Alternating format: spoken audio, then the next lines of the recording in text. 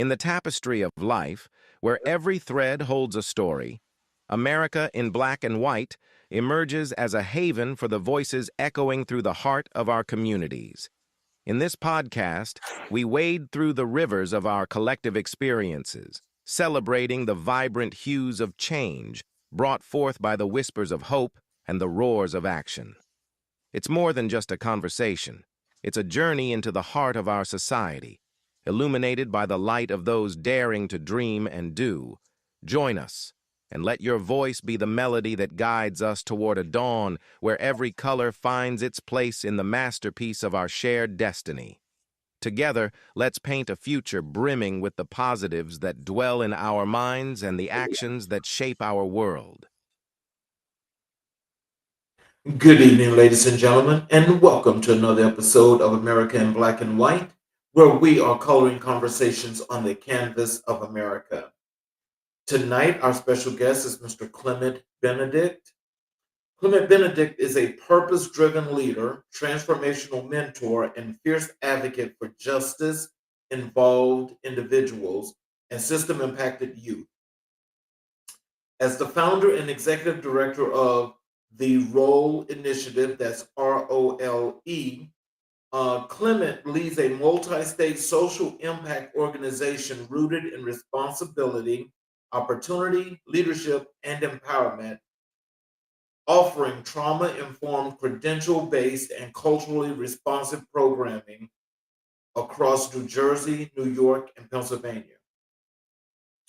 Born and raised in Brooklyn, Clement's journey is one of profound resilience and renewal. Once caught in the cycle of incarceration, Clement served 8 years in correctional facilities where he uncovered a passion for leadership and peer mentorship. While behind bars, he led a transformative workshop for over 100 incarcerated men, women, and youth, turning adversity into purpose and beginning the foundation for what would eventually become the Role Initiative. Upon his release, Clement applied his leadership in the private sector using skills he acquired over his 20-year track record into the auto industry and office management. His professional calling led to serve in direct service roles with Defy Ventures, Ironbound Community Corporation, HeartShare, St. Vincent Services, and Rising Ground, where he focused on career readiness, reentry support, and wraparound services for youth ages 14 through 25 and adults returning from incarceration. Clement has designed and facilitated evidence informed programming focused on employment pathways, emotional wellness, and community reintegration.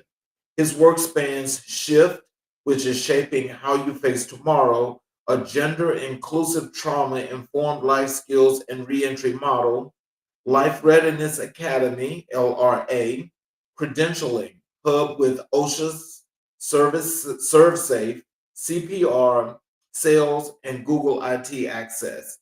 Stage, a healing through drama initiative. Elite, professional professional development and workplace preparation. Super 30X, a 12-week wellness and self-mastery transformation program. As a career readiness and reentry manager at Defy Ventures, Clement oversaw tri-state programming, employer partnerships, and workforce training at Ironbound Community Corporation. He currently connects young adults to job opportunities and leads job readiness workshops. Clement is a proud father of three and a living testament to the power of second chances. His life work centers a dismantling systemic barrier on systemic barriers and building bridges of opportunity, one individual, one program, and one legacy at a time. Ladies and gentlemen, Mr. Clement Benedict. Hey, good evening. Hello, sir. How are you? How you doing? I'm doing just excellent. Welcome to the show. Thank you. Thank you for having me. Yes, sir. Is there anything you'd like to add to your bio before we get Oh into no, I think my bio was entirely too long. Makes me sound like a saint. Well, I'll tell you this. I'm really happy to have you to share your journey, and the things that you're doing as far as your community contributing, because it actually means a lot, especially in these times when we do have people that are reaching back into communities to help to build others. Yes. Well, Um, thank you. let's start with origins and personal journey. Let's talk about your story and establish this connection, as to you and the work that you're doing. Can you take us back to your early years and what shaped your worldview growing up? No. So growing up, I was the only child to my mom. My father did have more children, but I never met, my brothers and sisters. I grew up in an African home. My mother is from Nigeria. So it was real cultural, let's put it that way. Oh wow. um, and growing up, I was lonely, let's put it that way. My uncle and my grandmother lived with us, but everybody is grown and I'm just a kid, trying to figure it out. I just took affinity to having friends, and my friends became like my brothers and sisters. And I got caught up with the wrong crowd, you know. Mhm. So getting caught up with the wrong crowd led me to, stealing cars, doing robberies, selling drugs. Nothing I'm proud of today, and nothing I wasn't even proud of it when I was doing it. But just to fit in, you know, people will do some of the craziest things. Oh yeah. Yeah. So what pivotal moment led you to the work you do today? Oh, to tell you the honest truth, it was a long road of bumps and bruises, and but I was incarcerated in 2014 at the age of 34, and I was sentenced to 8 years in prison for a crime I committed 2 years prior. Um, and after I committed the crime, I kind of turned around. I said, no, no, no, this is not what I want to do. So I decided to go to school. I tried to become an auto mechanic, auto body specialist. Reason why I say I tried to become is because I went to school and I graduated in August of 2013. Tried to get into the field. Everybody wanted to put me back in sales because that was my background. You're strong on the floor. We want you to sell. And I'm like, no, I just want to fix cars. So bumping around for about 6 months of that led me to March, when I was incarcerated in the traffic stop, believe it or not. Got pulled over in a traffic stop. I had what is called an I card warrant. And that was it. That was the last time I saw freedom for the next 6.5 years. Um, so while I was incarcerated was pretty much when I made my change. It was that I would like to say it was that first night that I landed in my first prison. So you go through a process. You go to Rikers Island. After Rikers Island, you're going back and forth to court. Once you're convicted, they send you to a transfer center. It's, um, Man, I can't even remember that place. I'd have blocked it out of my mind. Well, But yeah, they sent you to downstate correctional facility. That's the transfer. So I went to downstate, and the next place they sent me to was Coxsackie correctional facility. So I guess it was that night when the door closed on me in reception. I'm looking out the window because it was a snowstorm at the time. I went up December 28th of 2014. So it was right after Christmas.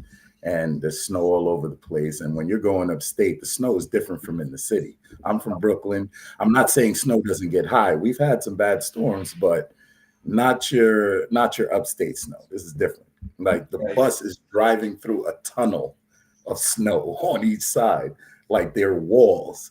So I get to my cell, the door closes. I'm looking out the window because I'm trying to take it all in. Like, all right, I'm still spinning because it's like, I looked at my sheet, 2021. but we're in 2014. I'm like 2021. I just couldn't fathom it. So um, I'm sitting there looking out the window. The snow is almost as high as the fence. And I'm just like, I'm upstate, man. Like I'm really in prison. I'm not going home like no time soon.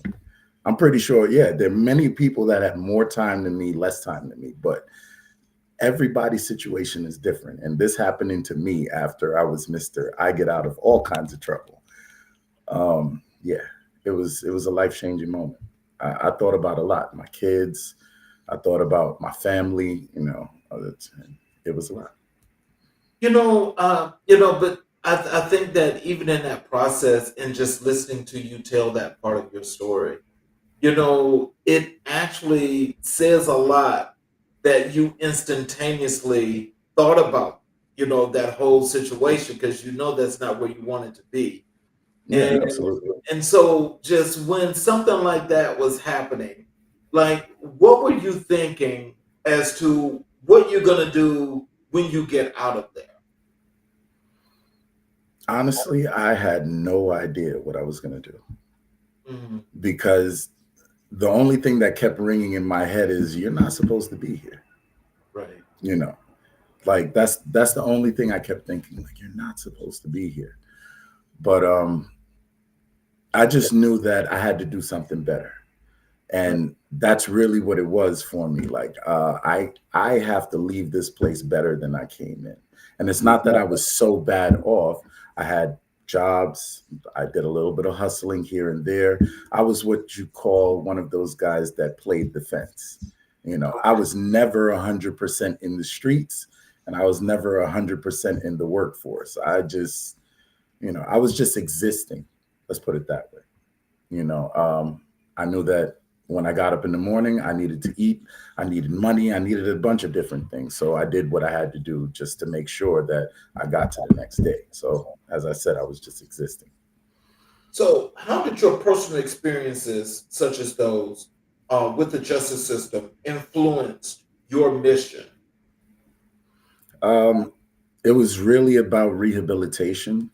And I'm not saying that they don't have programs in prison that you can do that won't, give you some kind of support or maybe a little bit of guidance, but rehabilitation is for, the individual. Mhm. When you go to prison, nobody's really just jumping out to try and help you. That's not what it's there for.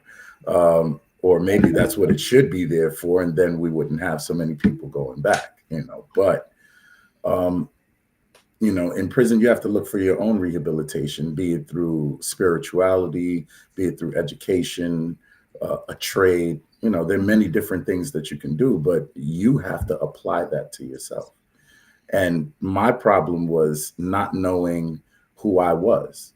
You know, I didn't know who I was. I just knew I could do a whole bunch of things. I knew I was good at this, good at that, not so good at this, but who was I? So I would say I found purpose in prison.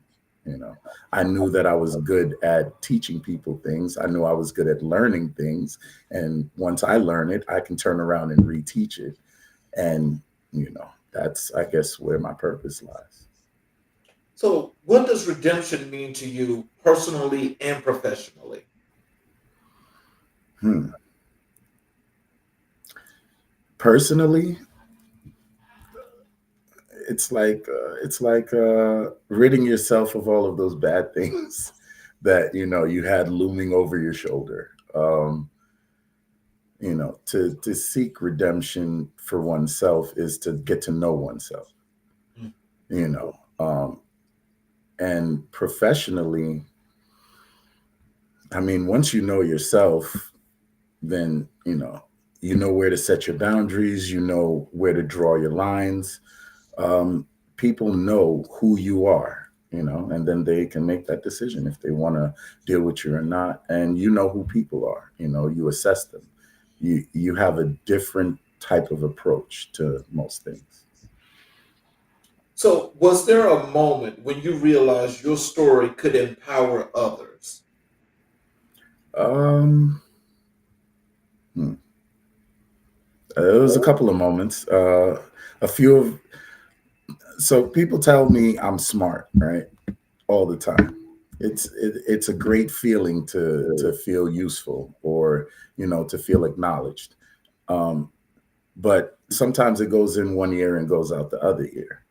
Until you're in a position where you can't really get out of it, or you're in a bad position the same way another person is in a bad position, but the smallest thing you do for that person like brightens up their day. So I would say, when I actually saw that the things that I was learning were working for me and I started teaching them to other people and it started working for them, that's that moment.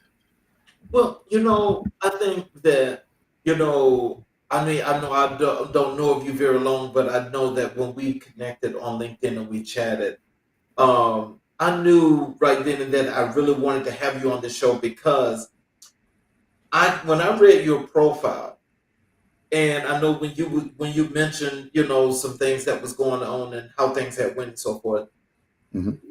you can see, well, you could clearly hear and understand that, you are just like so many other guests that come here on the show, that you guys are really the heroes.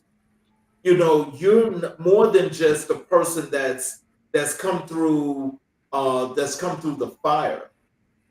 Do you ever think about the resilience and the things that you've taken on and how you've made them not only work for you, but you're making things work for others that's in that similar situation? Um, well, yeah, the resilience is something I talk about often because, I mean, my story doesn't end at me, being released, incarcerated, and then I'm 100% successful. Like, this, it came with a lot of hard work, a lot of sleepless nights. And I'm so proud to say that now, a lot of sleepless nights working on what I've been working on, because I've had a plenty of sleepless nights before, but they were not productive. You Right. know, I thought they were productive. Yeah, I had a great night. I had a blast. I was outside, but working on the role initiative, and not just the role initiative, just my everyday work, because I actually still work full time. The role initiative is not something that I run full time.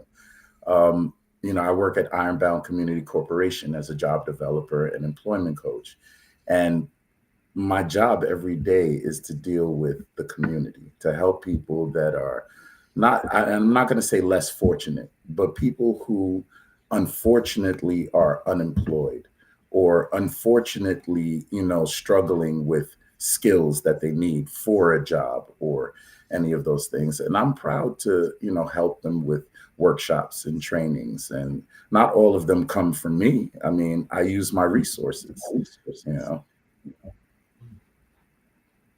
So, how did your family respond to your transformation and advocacy work? I'll say they're very proud. So my grandmother started her own nonprofit back in 1990 called African People's Council, where she was doing immigration work for, African immigrants coming into New York area. So, she was really rooted in that work. And I watched my grandmother work tooth and nail, and I like literally burned the midnight oil just to make sure that African immigrants that came into this country got citizenship, or they were taken, if their children were in foster care, they would help, she would help them get out of foster care. We're still friends with families that we've helped since then. She closed her doors, I believe, in 2005. And my grandmother is still alive and kicking. That's my rock. um, she was actually the one person that constantly maintained coming to visit me while I was upstate. She really kept me going, and I had to make the change for her. Not just for her, for my kids too, but my grandmother really showed up for me. So, what role did faith or spirituality play in your journey? Ooh, uh, I, I try to skirt this subject sometimes, only because of not my beliefs, but other people's beliefs. You know, I want to respect everyone. So I do not believe in um, organized religion, if I could say that politically correctly.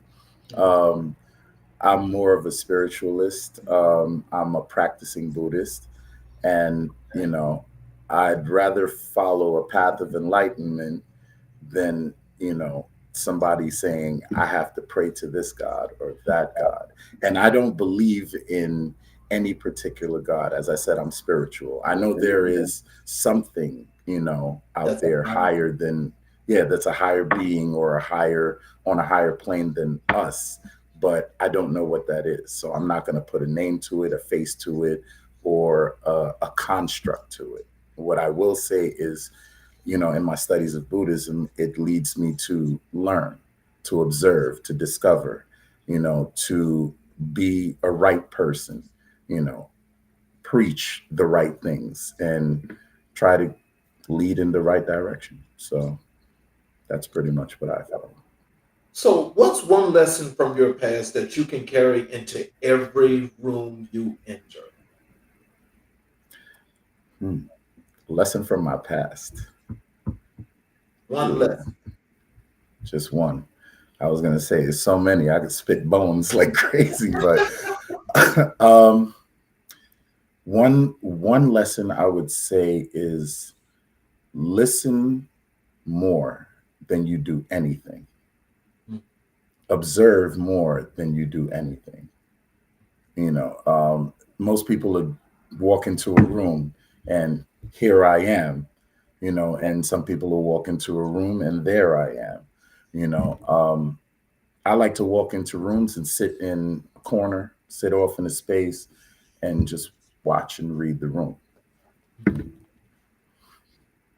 Let's move over to some of the work that you do. And the one thing that I found to be interesting is you have a prison reentry program that you're operating.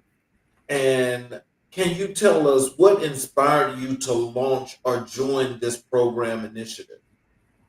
Um, okay, so my program is a little more than a prison reentry program. It does multiple things.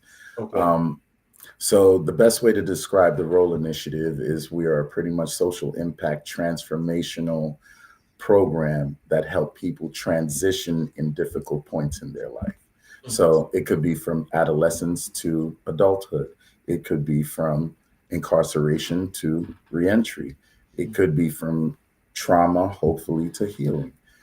Many different things. A lot of our curriculum is based in trauma informed care with evidence based backing. So it's not just sole proprietary information. We're not just making it up. We're actually seeking out development that will actually work. And the outcomes that we're trying to promote are, better attendance in schools, people having more focus and better career focus, professionalism. We're teaching humanity.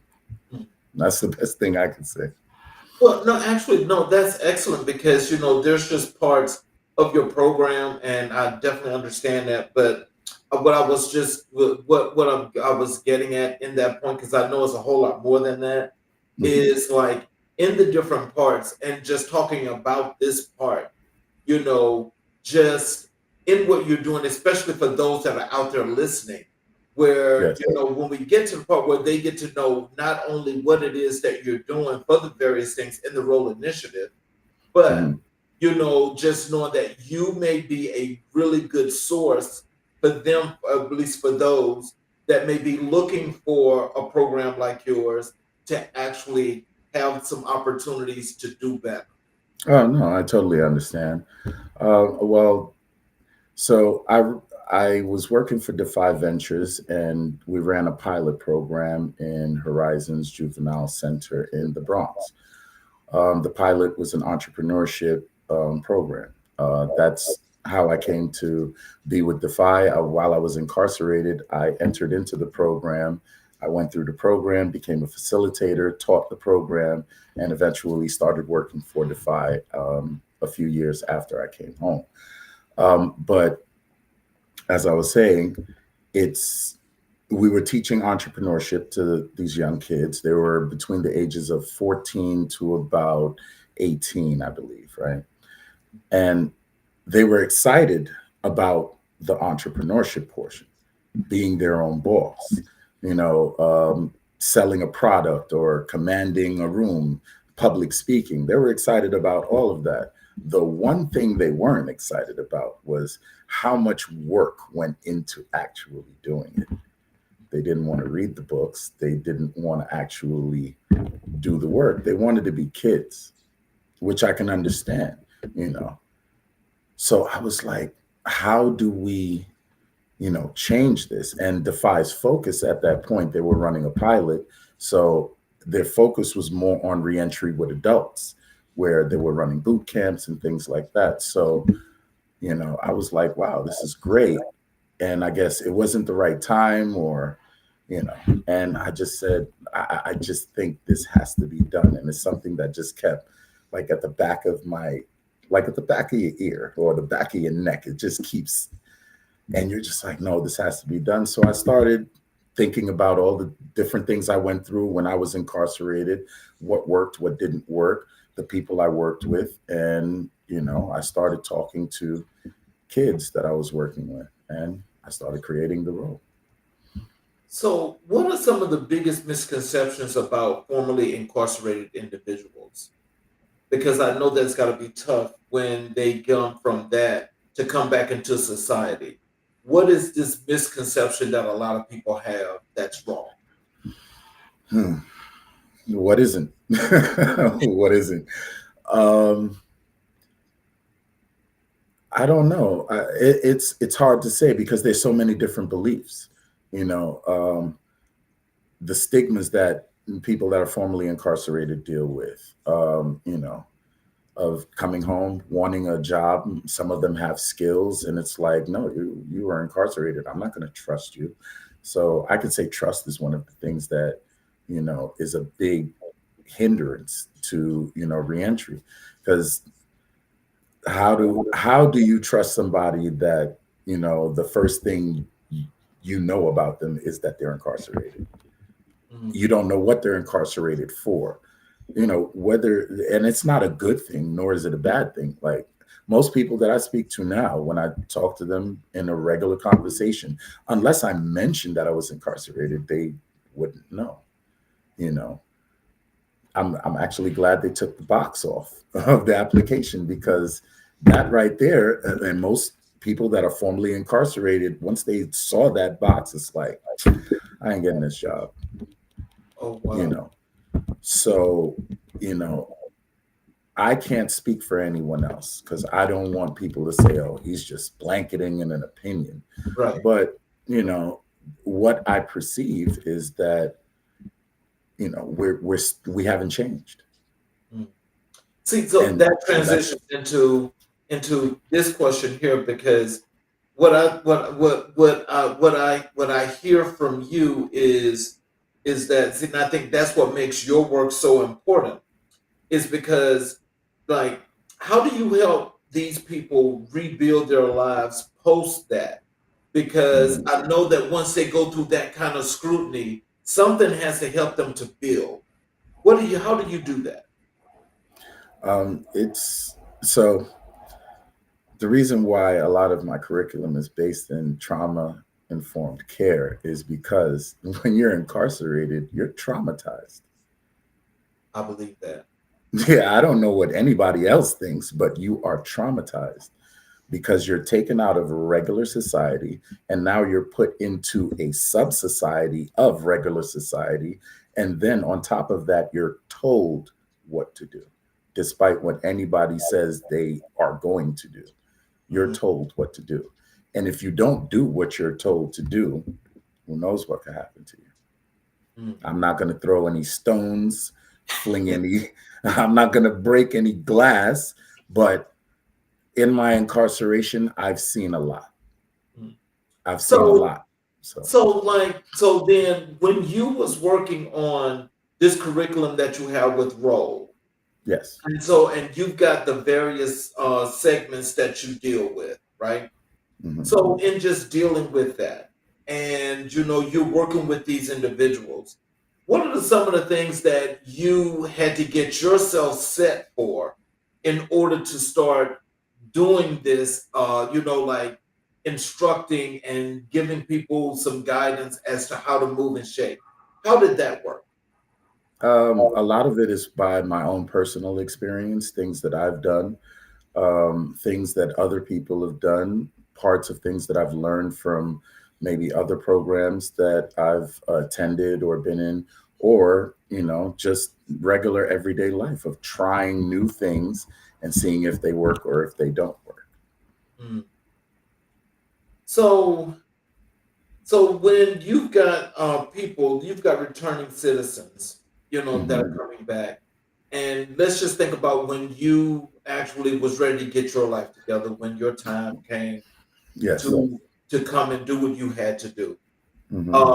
When you started working, and in the process of working, you knew you was going to do more. What was the actual motivation behind, and what were some of those concepts that you used from your past experience to create role? Okay. So, direction, right? Mhm. Um, I would say a person is a master of their destiny, right? Okay. We all control minor things that in our lives, right? Not major things, but minor things. Mhm. We can say we control major things, but you can walk out of your house and something can fall right out of the sky. You can't control that. That's a major thing, right? All right. So minor things are I control possibly what time I wake up in the morning if I set my alarm, right? Mhm. I control what time I leave my house if I set my alarm for an appropriate time, knowing that I need to get ready. So it's about intention.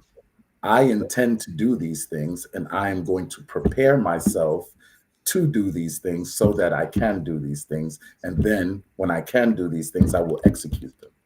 Mhm. And that's it. It's a real simple formula.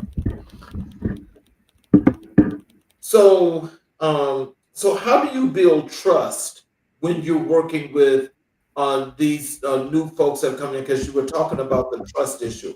How do you Mhm. build the trust? Well, how I built my trust pretty much is being a man of my word. So, one of our taglines at the Role Initiative is be the change you want to see. And that's kind of the philosophy that I lived by, as I was telling you, with intent. Whatever I wanted to see, I in turn became it. So I followed the path. And if I can follow the path, you can follow the path, you can follow the path. Everybody can go down that path. We might not come to the same conclusion. I might come to the end of the path and decide to keep going further. You might come to the end of the path and decide to go right. Someone else left. Someone else might turn back around and say, I skipped a couple of steps. Let me go and retrace my steps. But either way, we are all human beings, despite the color of our skin, where we live on this planet. We are all the same species, and we're all capable of the same things, aside from other things. But yeah, we're practically all capable of the same things. Let's talk about some of your work in workforce development because when we talk about economic empowerment, structural change, Hmm. that's all those are all contributing factors to that. Can you tell us why is workforce development critical to community healing? It's critical because if people aren't working in the community, then the community is poor.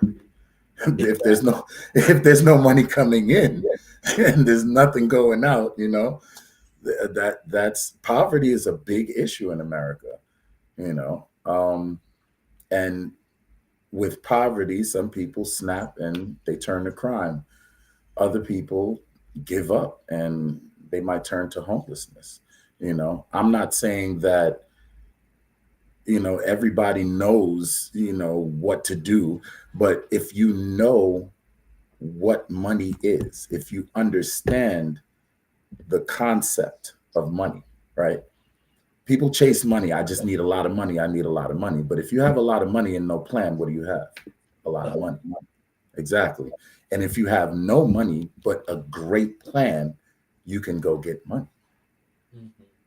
So it's really about the resources for me. And the Role Initiative is a comprehensive mesh of different programs with resources backed in what we humans need to survive on this planet, from where we are to where we will go. So, what industries are most receptive to hiring returning citizens? I would say a lot of trades industries. Corporate is very hard to get into. Aside from corporate, even some skilled trades, like you could lose your licenses if Yeah. you're incarcerated, even if your incarceration has nothing to do with that working license. Mhm. Take, for example, a dealer's license. I used to have one, got incarcerated, no longer have it. So those things happen. I'm not saying they don't, they do happen. So, how do you prepare participants for Excuse me. long-term career success? Excuse me. I'm sorry. I was coughing. How do you prepare participants for long-term career success? Uh, I start by getting to the basics with them, right? Um, why are you not employed? You know, what can you do? What can lead to employment, right? So, are you employable right now?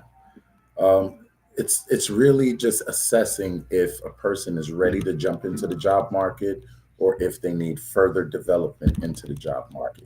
Some people have skills in a job market that's oversaturated. So they'll pretty much be sitting on the bench for a very long time because nobody's really leaving that industry. They might have to make a career pivot. So, I try to help people. I start from where they are, you know, and I meet them where they are and I try to take them where they want to go. So, what role does mentorship play in your workforce program? Um, Everybody needs a support system. Having a good support system at home is great. But we are all limited by the information that we possess.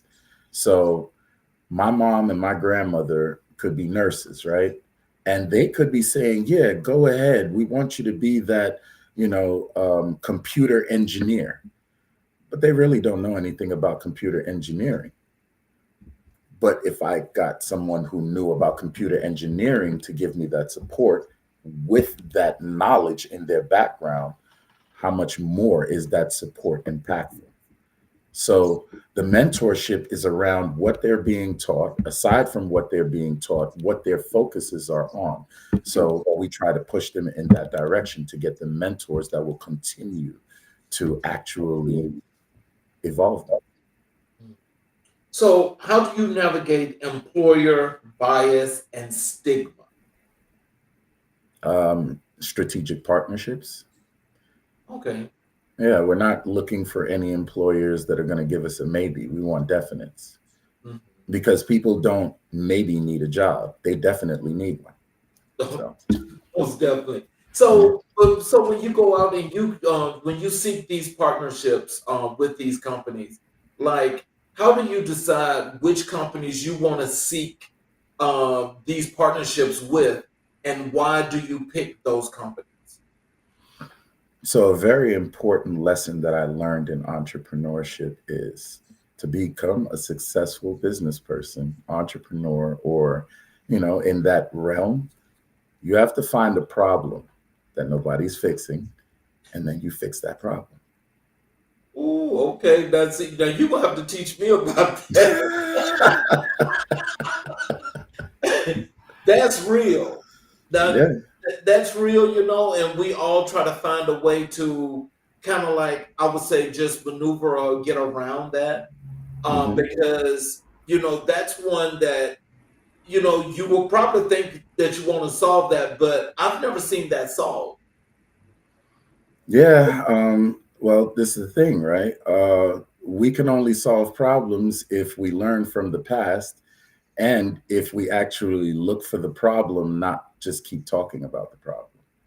We have Okay. to look for solutions to the Mhm. problem. So somebody says, "Hey, my car broke down." All right, call a tow truck. That's a solution, right? Yes. But calling a tow truck doesn't fix the car. We No. need to know what's wrong with the car, Mhm. right? So find out what's wrong with the car. Once you plug it up and you're doing your diagnostic, it'll tell you what's wrong with one thing. But that one thing that's wrong might lead to another. So we have to start at the root of the problem. So, what's your vision for Black economic mobility in the next decade? Ooh. Um, a lot of financial literacy, a whole lot. Mhm. Um, things are moving at a rapid pace, right? Very. Cryptocurrency was a figment of our imagination in movies.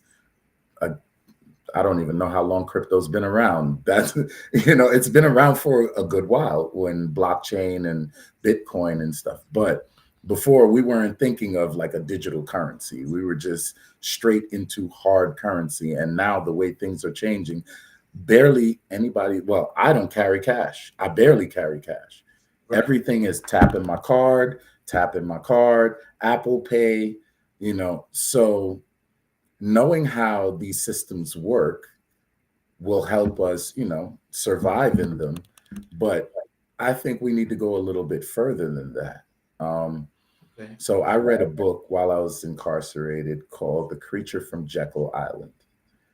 Oh, And who wrote that? oh man, I don't remember the guy's name. I'll see. I'm ready to pick my phone up and do a Google real quick. Well, but I'm writing that down. You said the creature from Jekyll Island. yes, The Creature from Jekyll Island. One second. The creature.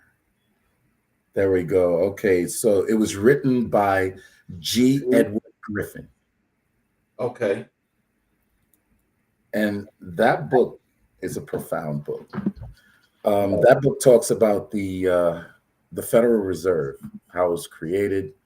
Talks about the education system. Talks about a lot, and there are a lot of quotes in there. Aside from quotes, the information in that book makes you start to look at money and like different, like our social, just the way our economy works and everything in a totally different light. Um, we really use money as a tool. It's a tool to be used, right? So Robert Kiyosaki, another great mind, um, he's teaching people how to use credit to make money out of money that you don't even have. Like, what is a credit card? They're giving you an advance of $6,000. Where is that money? Where is it? It's a figment of our imagination, but it's on a marker system, right? So once I spend that $6,000, I have to pay that $6,000 plus interest. So they're making money. Why shouldn't I make money on the money that they're loaning me? We have to buy into the principles of the country that we live in. America was built on capitalism. We are trillions of dollars in debt, but yet our lights are on, cars are still being bought, people are eating food, supermarkets are stocked. So, all we have to do is learn how that marker system works much better, and then we'll do better. So, how do you measure success in workforce development? It's not really just getting somebody a job because you have to do your follow-ups, right? So if you get somebody a job, you got to follow up with them 30 days later. Are you still employed? 90 days later, hey, are you still at the same job or did you go somewhere else? A year later, congratulations, you've been at the same job for a year, or Hey, what are you doing now? Do you need some more development? So it's consistency. That So, follow up is very key. so what advice would you give to someone starting a similar initiative to yours? Do your research. Mm. Yeah, definitely do your research. I'm not going to say that everything I've started is successful. There's some things that people are looking like, I don't want to learn that. You're trying to change a person's habits, their mind, the way they work, or not try to change. You're trying to show them a different way of doing things. Possibly they can be more successful in that route or not. So you really have to do a lot of research to find out not just what motivates people, but what can actually help them solve those problems that they have. Let's um let's talk about the youth development program that you work with, what you do as well, and Mhm. with the young people. What led you to focus on youth development? Well, I have kids. My oldest is 23 now. My middle child is 21, and my youngest is 16. And, while I was incarcerated, I just kept thinking of what kind of world, am I going to come back to? We get to watch the news a lot, so I'm seeing, juvenile crime going through the roof. Now they're gang banging. And then one eye opener was and I don't want to bring it up because I'm not trying to talk bad about anybody, but the Kai Sanat incident where he was supposed to be giving away, I think, PlayStation 5s in Oh, Union, yeah, in Union Square, and it turned into pandemonium. Like, oh my God. I'm just thinking to myself, like, this is crazy. And these are our youth. And, being affiliated with all kinds of nefarious things, gangs and doing what I was doing. I just think to myself, like, is this the world I want my kids to grow up in? And I'm not trying to say parents should do better because we can do what we can do. Like I said, we can only do as best as the information that we have. So I I just think that kids need some direction because when we're not here anymore, they're leading the next future. I see in America where we have presidents that are older than the age of 50, 60. We should our presidents should get younger. Get a president that's around maybe 45 or so, like JFK, and then have him an advisor or somebody that will help him shepherd the way or something. But you know, I don't know. We got to do something, and we have to do better. That's all I can say. So, how do you connect with young people who feel unseen or unheard? I listen to them. Mhm. I listen to, their concerns. I listen to what it is that, is actually bothering them because that's their number one thing. They don't feel heard. They don't feel like anybody's actually listening to them. So I will sit down. I won't say a word and I will listen to everything you have to say. All the profanity, your belligerence, everything. And then I'll start asking you questions reflective of, is this going to be a positive or a negative for you? Mhm. So going at it with a real motivational interviewing style. Okay. So, what are the most urgent needs facing Black youth today? There are a lot of different things. Um, they need they need a restart in their imagination, creation. Um, Sounds crazy. I'm just saying. Um, when I was growing up, we played inside, we played outside. We made up our own things. Now imagination is pre-programmed. It's in an app. You swipe left, you swipe right, or you tap this. And I don't want to say anything bad about certain shows, but look at Coco Melon. I mean, if you really think about how kids respond to that show, just turn that show off while your 2 or 3 year old is watching it and watch what happens. Hmm. Well, I don't know what Coco Melon is, but Oh, I will it's say, it's it's a kids show. It's a kids show, but they have a lot of like music prompts, and it's an interactive show. And I'm not saying the concept isn't good, but sometimes you have to do things in moderation. And if that's babysitting the kid, then what do you think is going to happen when you turn it off? Mhm. Well, So yeah. do you think? Do you think when we talk, since while we're talking about the youth, Yes. because I've had some conversations with some guests that have been on the show, especially educators, Hmm. and the thing that I've asked, and I especially like to ask you because you deal with youth, is what have you seen with them when it comes to their critical thinking skills? Um, you mean their critical emotion skills? Critical thinking, because a Oh no, lot I of know you said critical yeah. thinking. I'm saying critical emotion Oh, you because said oh, you, I don't oh, I don't even think they think. They go oh, straight to emotion. I'm just I'm just saying. I'm just saying. Um, the youth, not all youth, of course, but the youth right. that I have dealt with, um, when they don't get their way, the first thing they say is, "I'm about to tee up."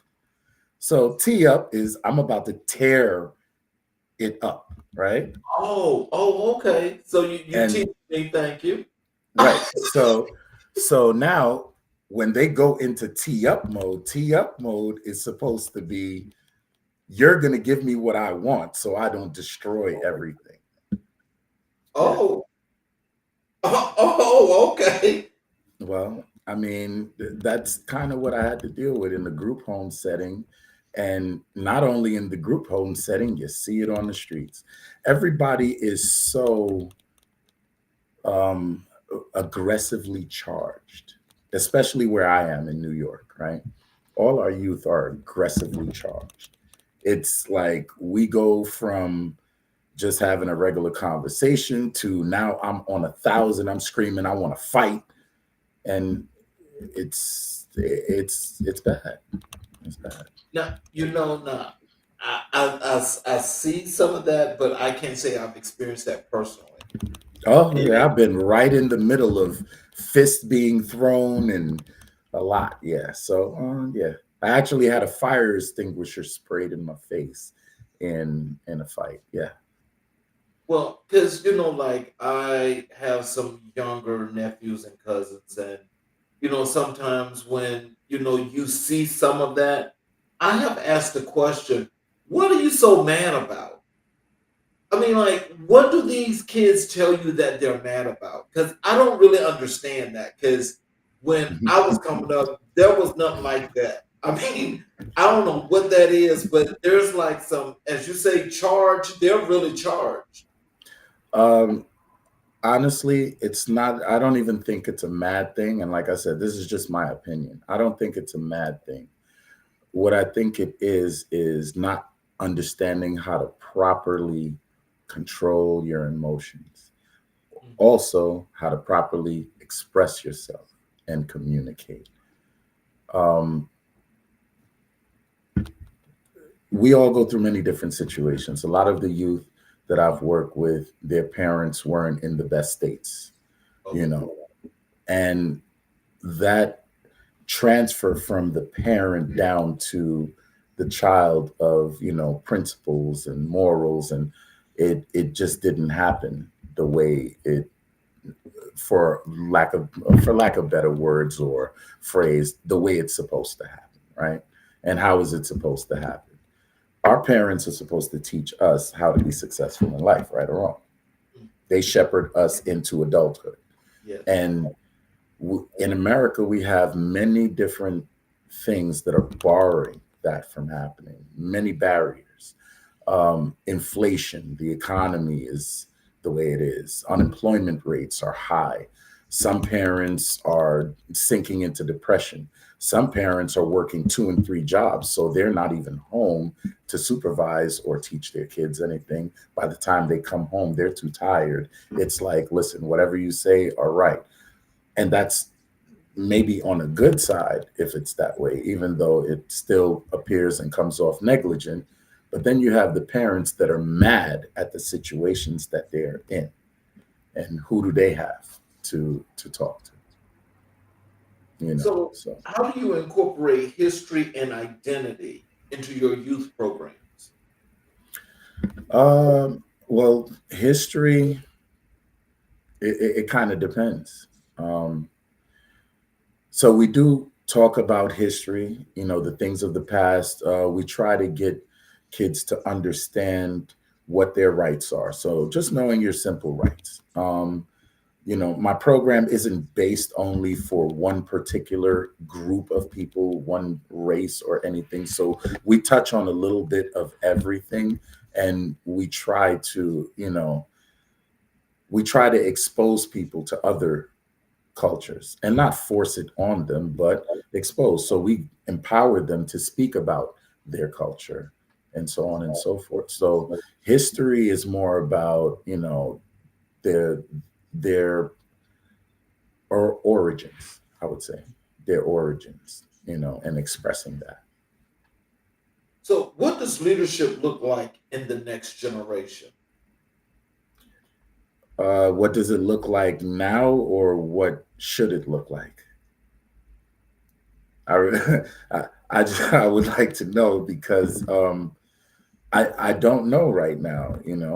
I really don't know. There are many leaders in community, and right now it's kind of hard because our communities are suffering. Right. And I don't like to get political, but what I see is that's going on in America right now scares me. Oh boy. Yeah. Yeah, that's all I can say. It scares me. How do you help youth navigate systemic barriers and dream bigger? Um, so as I was saying about the imagination creation piece, um, every plan, everything that we've done in life started from, our imagination, a dream, or, just us thinking it up. And, I try to push them, and me and my staff, we try to push them to dream of what they want, their purest dream. Like if you had a perfect world, what would it be? And then we work into how would you obtain it? And then from how you would attain it to let's start making some little steps to work towards that path. And let's see what would be your purpose. It's like really starting from the very beginning and fine tuning, or starting a sweater from the first thread and knitting it all the way till it's a full sweater. So, what's one moment with a young person that affirmed your purpose? Mm, wow. I actually taught somebody. Okay, so I was working with this kid. We were incarcerated together, and he was in ABE, which is Adult Basic Education, and he could read and he could do math, but he wasn't all that great in it. And I had to teach him, basic algebra. And I don't know, it's just like the way I broke it down to him and the way he got it, like really affirmed for me that, hey, you're good at teaching, but you know, where he took it